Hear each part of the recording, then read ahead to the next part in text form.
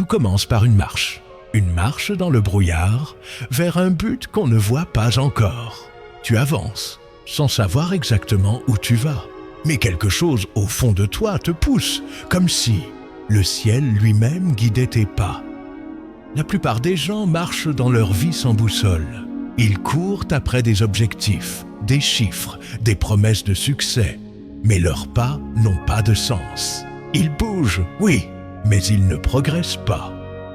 Pourquoi certains avancent dans la vie comme si tout conspirait en leur faveur, alors que d'autres, malgré leurs efforts, semblent toujours marcher à contre-courant? C'est la question que Napoleon Hill s'est posée pendant plus de 20 ans. Et c'est cette question qui l'a conduit à découvrir ce qu'il a appelé les lois du succès.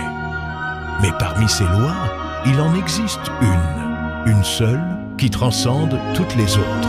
Une loi silencieuse, spirituelle, presque invisible. Celle qui relie la pensée, la foi et l'action à un plan supérieur. Cette loi, Hill la décrit sans jamais la nommer totalement. C'est cette force qui transforme la volonté en destin, le doute en certitude et le chaos de la vie en direction divine. Quand Hill a rencontré Andrew Carnegie, il ne s'attendait pas à recevoir une mission qui allait changer sa vie et des millions d'autres après lui. Carnegie lui a confié une tâche. Découvre pourquoi certains hommes semblent bénis par le destin, tandis que d'autres échouent encore et encore malgré leur talent. Hill a passé 20 années à interroger les plus grands. Thomas Edison, Henry Ford, Alexander Graham Bell et des centaines d'autres. Et tous avaient un point commun. Pas seulement l'intelligence, ni le travail acharné, mais une conviction intime. Qu'ils étaient guidés, qu'ils ne faisaient qu'exécuter un plan déjà tracé. Tu vois, la plupart des gens pensent que la réussite dépend du hasard, du talent ou de la chance. Mais Hill affirme le contraire. La réussite est une science intérieure, une mécanique de la pensée qui obéit à des lois aussi précises que la gravité. Et la première de ces lois, c'est celle du désir dirigé par la foi. C'est le point de départ de toute richesse. Mais ce désir, quand il est pur et aligné, devient plus qu'un simple objectif. Il devient une mission, un appel, une sorte de fil invisible qui te relie à ton futur. Regarde autour de toi. Tout ce que tu vois, les villes, les entreprises, les technologies, a commencé par une pensée. Et cette pensée a été maintenue avec une foi tellement intense qu'elle a fini par se matérialiser. C'est ce que Hill appelle la transmutation du désir en sa forme physique. Mais pourquoi certains y parviennent-ils et d'autres non? Pourquoi certains sont guidés et d'autres perdus? La réponse tient dans l'état d'esprit invisible qui gouverne chaque pas que tu fais. Car chaque pensée est une graine, chaque émotion est une vibration, et chaque vibration attire son équivalent matériel. Il le disait, tout ce que l'esprit peut concevoir et croire, il peut l'accomplir. Mais attention, croire ne suffit pas. Il faut marcher comme si le résultat était déjà là. Comme si le ciel t'avait déjà choisi. Comme si chaque obstacle n'était qu'une épreuve destinée à renforcer ta foi. Parce que c'est là le secret que la majorité ignore. La réussite n'est pas une destination, c'est un état vibratoire, un alignement entre ton esprit conscient, ton subconscient et l'intelligence universelle. Et ceux qui marchent avec cette conviction attirent les coïncidences, les rencontres, les opportunités impossibles, parce qu'ils vibrent déjà à la fréquence de ce qu'ils désirent. Combien de fois as-tu senti cette intuition qui te disait « Fais ce pas, écris ce message, appelle cette personne », mais tu ne l'as pas fait. Et plus tard, tu t'es dit « Et si ?» C'était justement le moment que la vie m'envoyait. Il dit que cette intuition, c'est la voix du ciel qui tente de te guider. Mais pour l'entendre, il faut d'abord faire taire le bruit de tes doutes. Alors, aujourd'hui, dans cette vidéo, nous allons faire plus que comprendre Napoleon Hill. Nous allons vivre son enseignement. Nous allons découvrir comment créer un état intérieur où chaque pensée devient direction, chaque émotion devient carburant et chaque pas devient un acte de foi. Tu vas apprendre à marcher, non plus dans la peur ou le doute, mais dans la certitude absolue que quelque chose de plus grand t'accompagne. Parce que Hill n'a jamais enseigné comment faire fortune. Il a enseigné comment devenir l'homme ou la femme capable d'attirer naturellement cette fortune. Et c'est une différence fondamentale. Alors, respire. Imagine-toi avancer sur un chemin invisible. Tu ne vois peut-être pas la destination, mais tu sens la lumière juste devant toi. C'est elle qui t'appelle.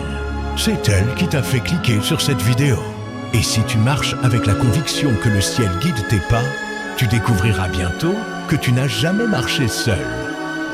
Avant que Napoleon Hill ne devienne Napoleon Hill, il n'était qu'un jeune journaliste curieux, ambitieux, mais perdu dans le tumulte d'un monde en pleine mutation. Nous sommes en 1908. Les États-Unis sortent d'une crise économique et les hommes cherchent désespérément à comprendre pourquoi certains prospèrent alors que d'autres s'effondrent. Ce jour-là, Hill reçoit une mission apparemment anodine.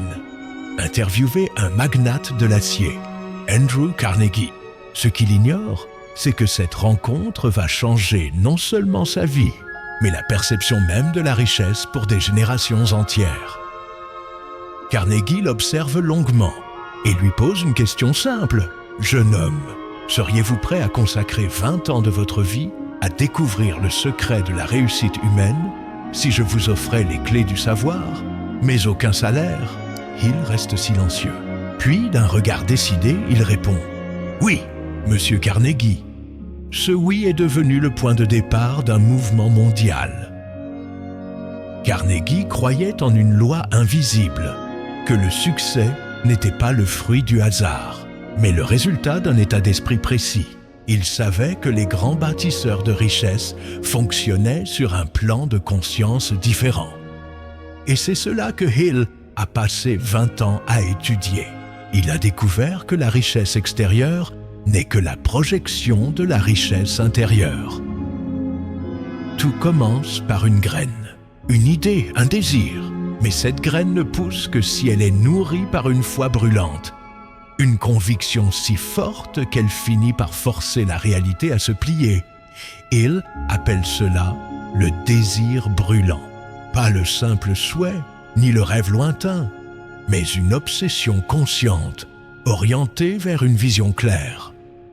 C'est ici que la plupart échouent. Ils désirent vaguement. Ils veulent réussir, mais ne savent pas pourquoi.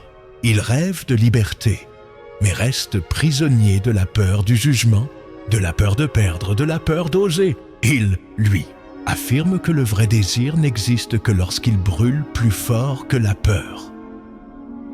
Le désir brûlant est une énergie. Elle se loge dans ton subconscient, pénètre chaque cellule de ton corps et finit par influencer tes pensées, tes actions et même ton entourage. La science moderne le confirme aujourd'hui. Nos pensées émettent des fréquences mesurables et le subconscient ne distingue pas entre le réel et l'imaginaire. Autrement dit, ce que tu crois profondément, tu le crées. C'est ici que Hill introduit un autre pilier, la foi dirigée, une foi rationnelle, construite, volontaire. Il ne s'agit pas de religion, mais d'un mécanisme psychologique. Car la foi n'est pas une émotion, c'est une programmation mentale. Tu peux la construire, tu peux la cultiver, et quand elle devient absolue, le monde se réorganise autour d'elle. Tu veux une preuve? Regarde autour de toi. Chaque innovation, chaque empire a commencé dans le doute, mais son créateur a choisi de croire malgré les faits, malgré la peur, malgré les impossibles. Steve Jobs a cru dans le pouvoir d'un ordinateur personnel alors que personne n'en voyait l'utilité. Elon Musk a cru qu'il pouvait faire voler une fusée réutilisable alors qu'on se moquait de lui. Et Henry Ford, l'un des mentors de Hill, a cru qu'il pouvait rendre l'automobile accessible à tous. Il n'avait aucune garantie, seulement la foi. Et cette foi a reprogrammé leur réalité. Hill disait « La foi est le seul antidote connu à l'échec. » Mais comment la créer? Comment passer de la peur à la conviction?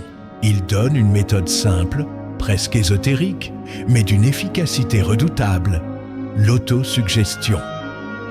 Répéter chaque jour, à haute voix, la vision de ce que tu veux devenir, pas comme un souhait, mais comme une réalité déjà accomplie. C'est l'acte même de marcher comme si le ciel guidait tes pas. Le subconscient n'analyse pas, il enregistre.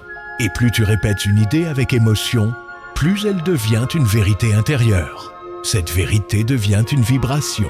Et cette vibration attire. Pinf. C'est la loi universelle que Hill appelle la transmutation mentale. Une pensée répétée devient croyance. Une croyance devient habitude. Une habitude devient destin. Mais Hill va plus loin. Il affirme que la pensée, amplifiée par la foi, entre en communication avec l'intelligence infinie. Cette intelligence, qu'il décrit comme le ciel, n'est pas extérieure à toi. Elle est en toi, autour de toi, dans chaque inspiration, chaque intuition, chaque coïncidence. Et plus ton esprit devient calme, concentré, plus tu entends ses directives. Ce n'est pas du mysticisme, c'est une science de l'esprit avant l'heure.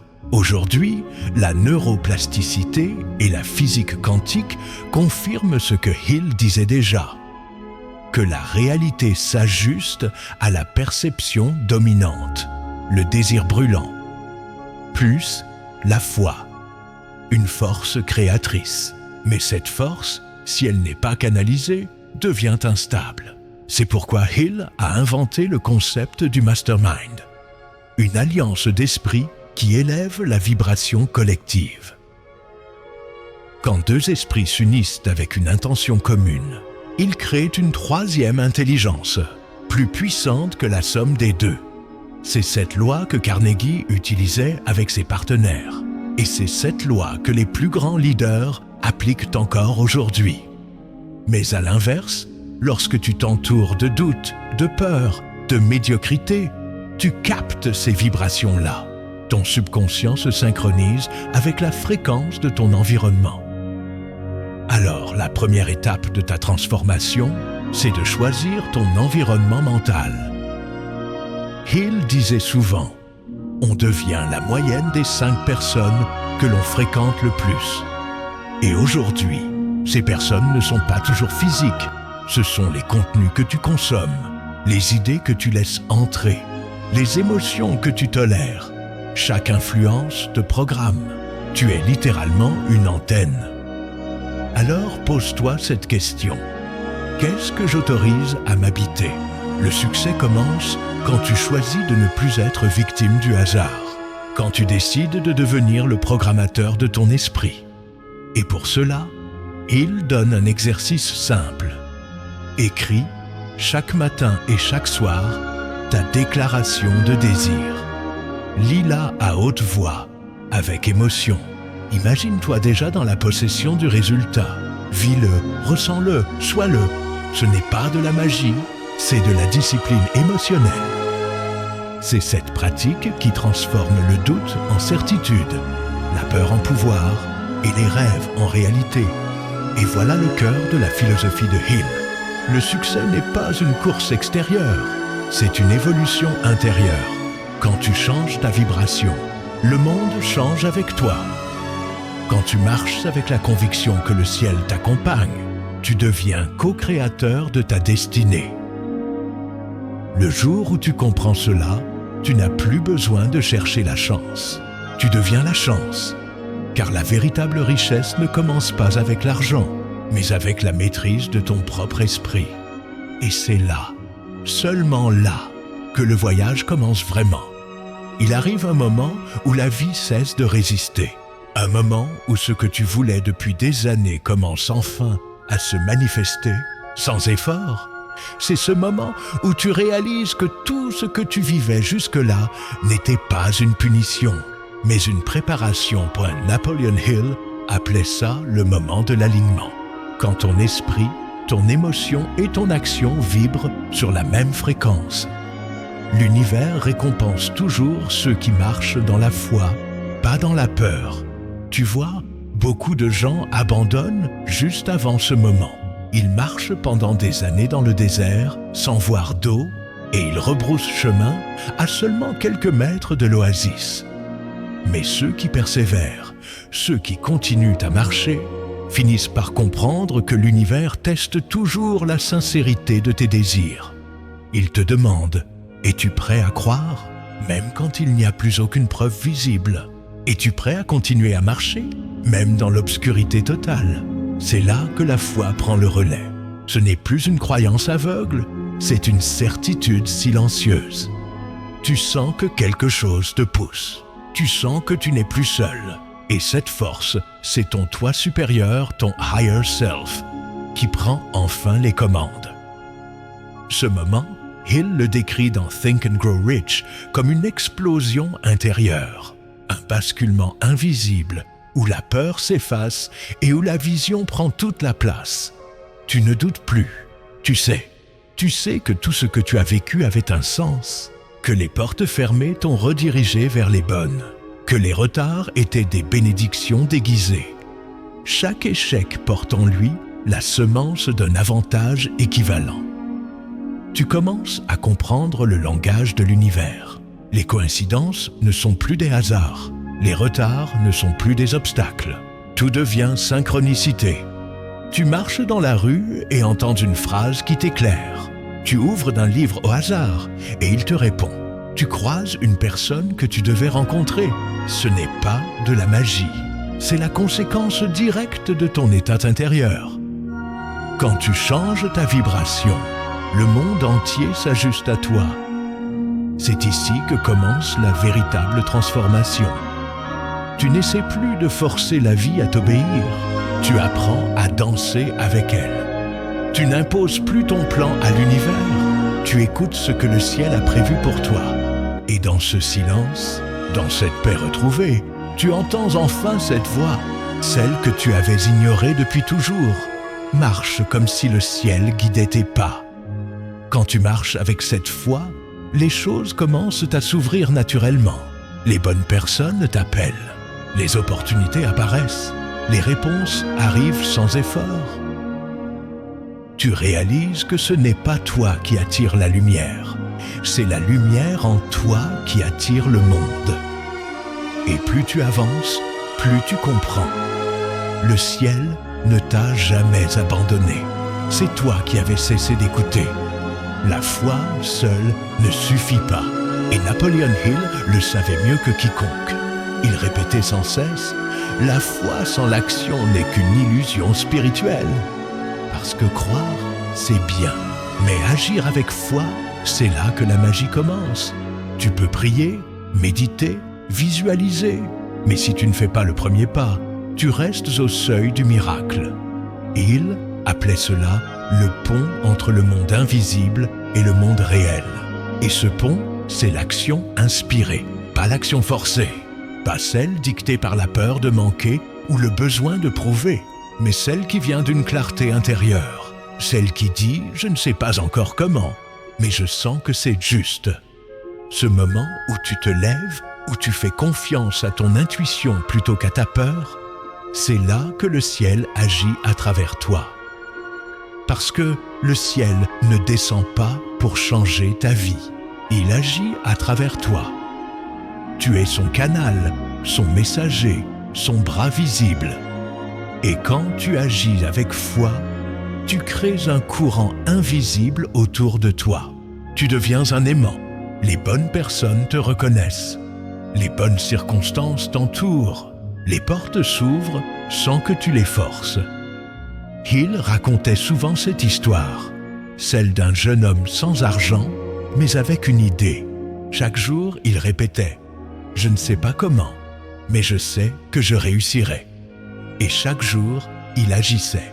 un petit pas, une lettre, un appel, un essai.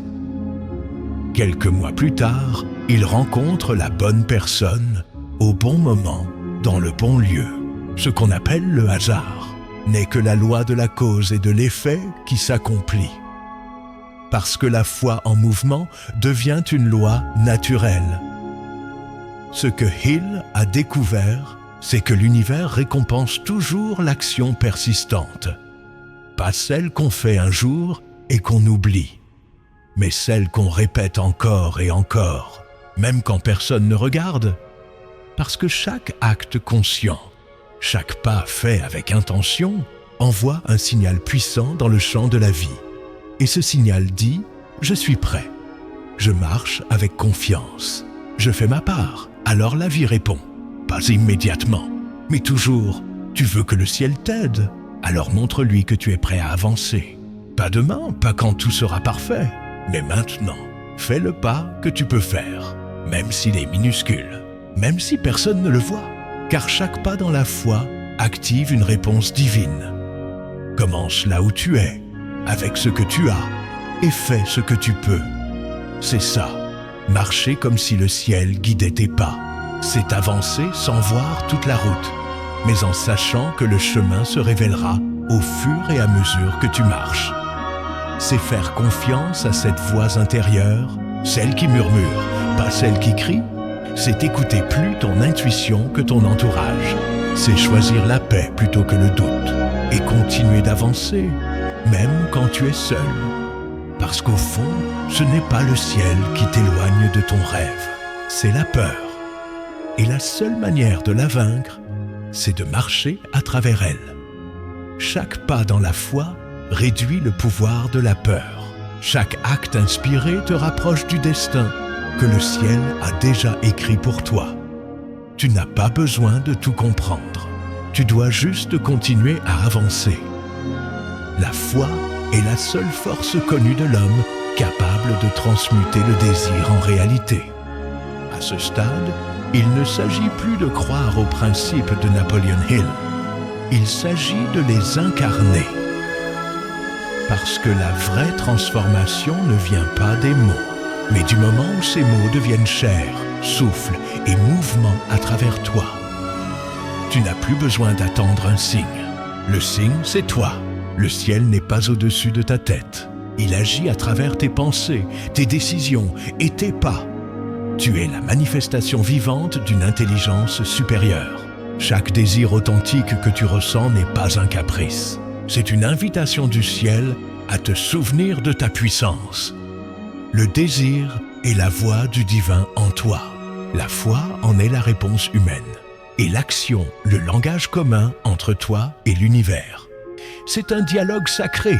Et plus tu marches, plus le ciel te parle. Napoleon Hill disait « Chaque épreuve, chaque frustration, chaque retard contient une graine de bénéfice équivalent. » Et si ce que tu vis en ce moment n'était pas une punition, mais une préparation? Et si le retard de ton rêve, c'était juste l'univers qui met tout en place pour ton arrivée? Marcher comme si le ciel guidait tes pas, ce n'est pas attendre que tout soit parfait. C'est avancer, même quand c'est flou. C'est choisir la foi au milieu du doute. C'est faire confiance au processus, même quand tu ne comprends plus le sens. Parce que le ciel voit plus loin que toi. Et chaque pas te rapproche d'une version de toi-même que tu n'imagines pas encore. Tu n'es pas né pour ramper dans la peur. Tu es né pour marcher dans la lumière. Tu n'es pas ici pour survivre, mais pour créer, inspirer et manifester. Ta vie entière peut devenir une œuvre de foi. Chaque jour, une prière en mouvement. Chaque pas, une offrande au ciel. Et si tu tombes, relève-toi. Car le ciel ne cherche pas des parfaits, il cherche des persévérants. Souviens-toi, le ciel ne guide pas ceux qui restent immobiles. Il guide ceux qui marchent. Et chaque pas que tu fais, aussi petit soit-il, te rapproche du sommet de ta destinée. Alors marche, même seul, même dans le doute, même dans la nuit. Parce qu'au fond, tu n'as jamais vraiment marché seul. Si cette vidéo t'a touché, Si elle t'a rappelé ce que tu portes déjà en toi, alors fais un pas de plus aujourd'hui. Partage ce message à celui qui a besoin de se souvenir qu'il n'est pas seul. Laisse ton commentaire. Je choisis de marcher avec foi. Et abonne-toi, car la prochaine vidéo te révélera le principe suivant de Napoleon Hill, celui qui transforme la foi en richesse tangible.